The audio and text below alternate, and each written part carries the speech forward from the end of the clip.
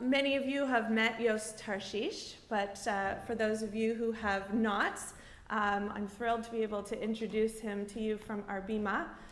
Yos and his wife Leora moved here during COVID, so a lot of people didn't get to meet them. But they are the dynamic duo who is reinvigorating Hillel and also bringing lots of energy and great ideas to our congregation. Yos is the director of Queen's Hillel, and Leora, who unfortunately is not here, please God, may she be here soon. She's experiencing some immigration difficulties, but she will be here.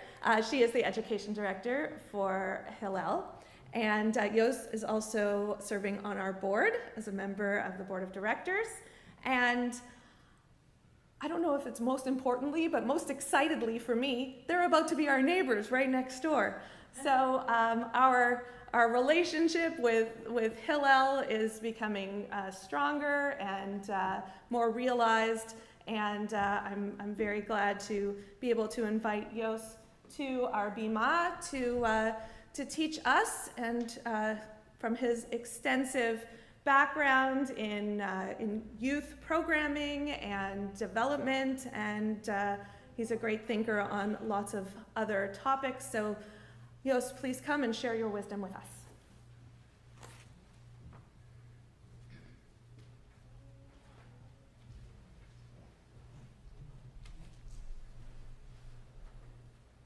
I think this is my first time in this sort of podium. It's quite exciting. Okay, well, thank you for that introduction. Baruch atah Adonai Eloheinu melech haolam she'echianu v'kiyamanu v'higianu lazman hazeh. Blessed are you, Hashem, our God, sovereign of all, who has kept us alive, sustained us, and brought us to this season. When I was thinking about what I would talk to you about today, one thing that I kept coming back to was a sense of familiarity and also of newness. These feelings permeate everything at this time of year in general. I think Rosh Hashanah always feels both familiar and new because who knows what the year will bring, but the same melodies kind of bring us back to that place, and they remind us that we've been here before. But the more I thought about it, the more I realized that this year in particular, I'm seeing familiarity and newness everywhere I turn. Each time I set foot in this building, I feel the sense of familiarity and also newness, and I wonder if many of you feel it as well. Familiarity because I was privileged to grow up in an incredibly warm and embracing community in London, UK, where I was inspired to pursue much of my initial commitment to my Jewish practice, and while Beth Israel is not that shul, it exudes the same warmth, the same values that have made both this shul and that shul second homes to me. More familiarity and newness. I'm moving into a new house next week, as the rabbi mentioned, and that's new, but it is literally next door, and that's fairly familiar. I don't know about you, but I'm still getting used to being fully in person again. My work, though I did just comment to somebody that I believe now Beth Israel has stricter mask policies than Pearson Airport. I don't know about you, but I'm still getting used to this kind of being all in person. And my work as Hillel director in Kingston, though it's similar to the work I did prior to the pandemic when I was working at Western Hillel, it's also new and it's different, and I'm sure many of you feel as I do that we must get used to the fact that some things will never go back to the way they were before. Now, one of the areas of my work that I encounter more frequently than I would like, and is something that will be familiar to many in this room, but it never fails to feel like a brand new punch in the gut, is that word anti-Semitism. And the late Chief Rabbi of the United Kingdom, Jonathan Sacks, Lord Jonathan Sacks of blessed memory, famously described anti-Semitism as being like a virus. It's how it has survived for so long, he would say, by mutating. So in the Middle Ages, when Jews were persecuted because of our religion, and then in the 19th and 20th century, we were reviled because of our supposed racial identity, and today Jews are attacked because of the existence of our nation state, Israel. and denying Israel's right to exist is undoubtedly a new anti-Semitism. And just as anti-Semitism has mutated, so has its legitimization. Each time as the persecution descended into barbarity, the persecutors would reach for the highest forms of justification available. And in the Middle Ages, it was religion. In post-Enlightenment Europe, it was science, the so-called scientific study of race. And this is still where we see the most violent forms of anti-Semitism on the right coming from, that which we saw in Pittsburgh and in many other places. Today's day and age has given us the emergence of this new anti-Semitism from the far left, where the politics of inclusion are perniciously inverted to intentionally exclude Jews. The noted academic and current US Special Envoy for Countering Anti-Semitism, Deborah Lipstadt, said in her book, Denial, Holocaust History on Trial, that in an internet age, it is at first glance democratic to say that everyone is entitled to their own opinion. That is surely true. It is, however, a fatal step to then claim that all opinions are equal. Some opinions are backed by fact and some are not. And those which are not backed by fact are worth considerably less than those which are. On campus, it's fair to say that I work at one of the coal fires of anti-Semitism. In the past few years at Queen's, we have seen white supremacist graffiti daubed on campus and also repeatedly seen groups on campus wade into Middle Eastern affairs and politics in a way that clearly crosses a line into anti-Semitism. But while anti-Semitism is coming at us from the extreme right and extreme left, it is that which from the extreme left which is routinely excused, ignored, and justified by those who claim to value equity. And this seems to happen time and time again, especially on campus.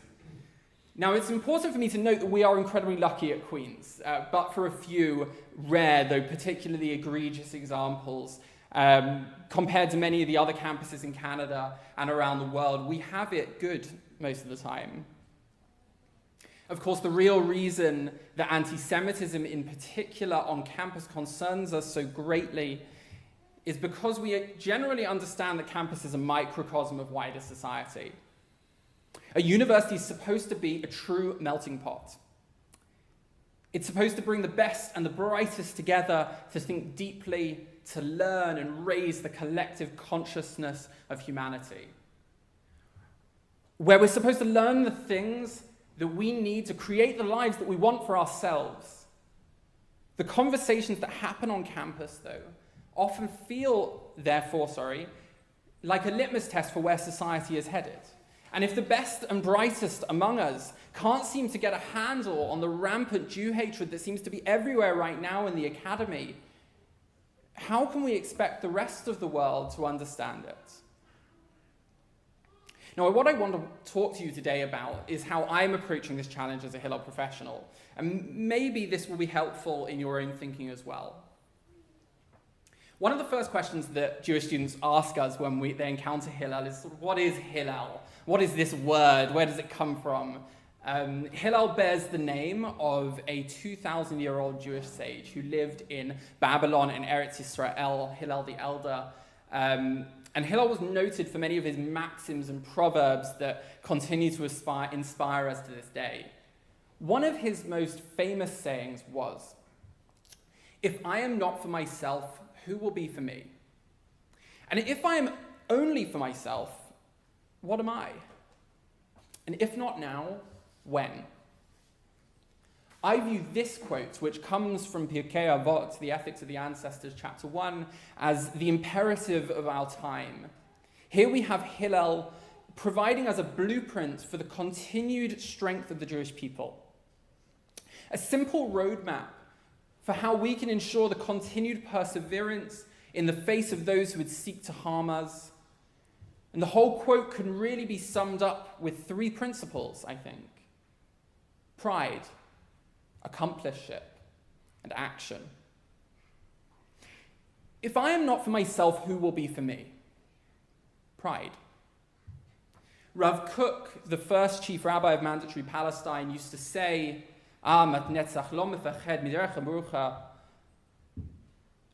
For the eternal people, it's never a long journey. But the important thing is not to be afraid. We are the inheritors of 3,500 years of Jewish memory. Our people have faced down hate and discrimination, displacement, expulsion, genocide, and so much more. Every single person who is Jewish today is Jewish, either because someone who came before them made the decision to live, or they themselves chose to be Jewish and to live a proud Jewish life, to say no to assimilation, to proclaim loudly, Am Yisrael Chai, the nation of Israel lives. If we are not the loudest champions of our rights, who can be expected to stand up for us? The first principle we focus on is the amplification of Jewish pride. Just last week, Queen's Hillel held Jewish Experience Week. Jew. On campus, it can be hard to be proudly Jewish. So many students told me that since arriving at Queen's, they've put away their Magen Davids and their chais, or they've stopped wearing a kippah as frequently as they did when they were at home in Toronto or elsewhere. This campaign is all about sharing how incredible it is to be a part of the Jewish community, both in Kingston, on campus, and beyond. These sorts of initiatives are designed to help Jewish students feel more comfortable expressing their Jewish identity and their Jewishness publicly. One of the results of anti-Semitism is that we often seek to conceal ourselves away, to hide ourselves for protection. And I strongly believe that this is the wrong approach. It's time for us to turn up the volume on Jewish life, to be loud and proud about our Jewishness in the public square. I know we've got practice here in Kingston because I was amongst almost 100 people at Light Up the Night back in December when we celebrated Hanukkah together. I think that the time, and I saw it a few weeks ago at the Faith and Culture Fair and the Cultural Fair when the Kingston Jewish Council was there representing. I think that we have so much that we can be proud of here, and it's only time for us to raise that. And if I'm not for myself, what am I? Accompliceship. Anti-Semitism doesn't exist in a vacuum, and those who discriminate against one group rarely limit themselves to that one group. We need accomplices to fight, to work with us to fight anti-Semitism, and we need to partner with others. Relational advocacy is a model of activism pioneered by the David Project, which has today morphed into Hillel International's Israel Action Center.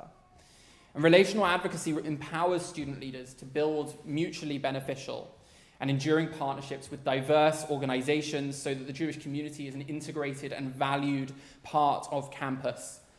Much of the decisions that are made on campus are made within the democratic structures of student government, and due to the current campus climate, it is impossible for Jewish advocacy to happen successfully without our allies.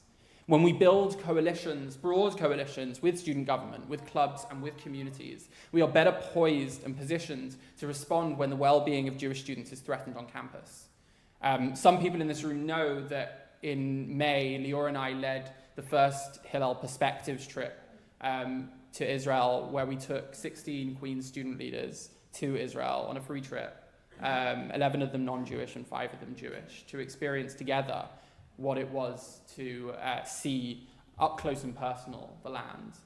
They met with Israelis and they met with Palestinians, Jews and Muslims and Christians, people of no faiths, and it was a truly eye-opening experience to see what happens when you bring these incredibly diverse people who've never even considered, many of whom had never even left Canada before, let alone been to the Middle East, to Israel to see it up close and personal. Being an ally is considered one of the first steps in equity and social justice work. The term accomplice encompasses allyship, but it goes beyond advocacy. An accomplice uses their privilege to challenge existing conditions at the risk of their own comfort and well-being, like when someone non-Jewish goes out of their way to stand up for somebody Jewish against anti-Semitism, or when we stand up against other forms of oppression when we see it. If we see somebody acting in a racist way and we stand up to doing it, we are being an accomplice in that moment, just in the same way that we would hope that somebody would stand up for us. This is why we at Hillel cultivate these relationships with student leaders on campus. who can become both allies and accomplices in the fight against anti-Semitism. But this principle applies beyond campus, and living in Kingston, I imagine that many of us live with predominantly non-Jewish social circles. And I wonder how many of us have actually spoken to our non-Jewish friends about the alarming rise of anti-Semitism. And if not now, when? Action. And if you haven't spoken about this issue publicly before, maybe it's time to. First, they came for the socialists, and I did not speak out because I was not a socialist. And then they came for the trade unionists, and I did not speak out because I was not a trade unionist. Then they came for the Jews, and I did not speak out because I was not a Jew. And then they came for me, and there was no one left to speak for me. Martin Niemöller, the German Lutheran pastor who wrote those words in 1946, realized far too late what happens when you do not stand up for others. Now is the time for us to stand up and act. We may think it can't get much worse, but history has shown us time and time again that temporary comfort does not guarantee safety in the long run, and it's up to us. We can't wait. The risk is too great for us not to. At Rosh Hashanah, we have an annual opportunity for new beginnings. It's time for growth and reflection and fresh starts. Our sages teach us that we live in a broken world, and this is one reason why Judaism is far more concerned with this world that we live in than the world to come, the one that we will go to in the afterlife. We don't know what the world to come will look like, but we do know how we experience this one. The principle of Tikkun Olam, healing the world, is one that all of us are obligated in.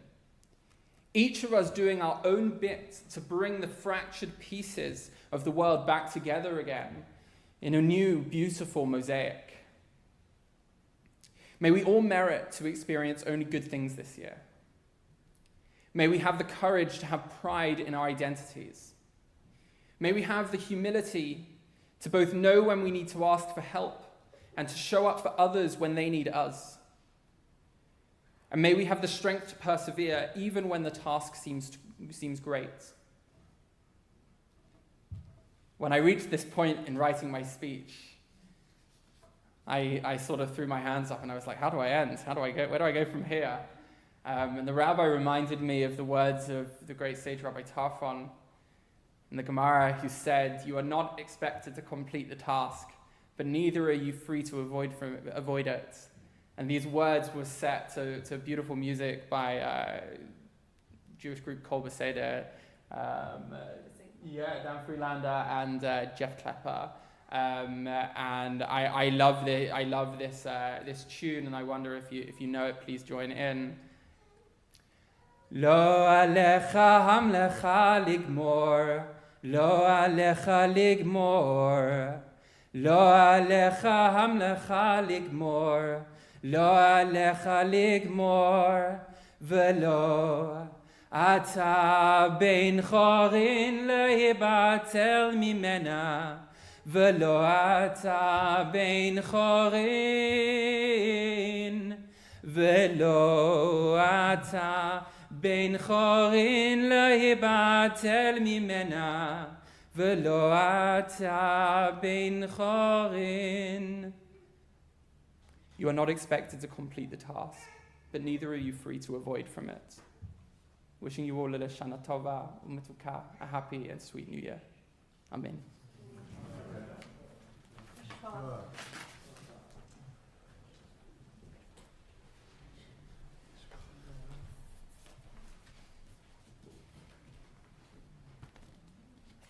Thank you, Yos, for your inspiring words.